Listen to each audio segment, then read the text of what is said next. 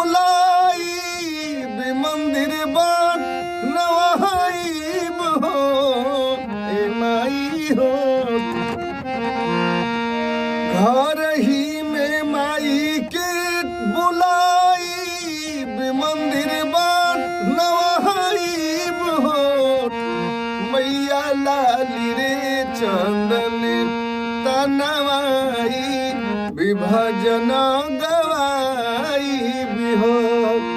मैया लाली रे चंदन तनवाई विभजन गवाई बिहो।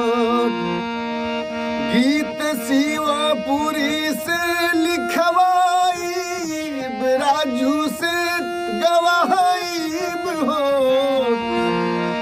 गीत शिवपुरी से लिखवाई राजू से गवाई हो।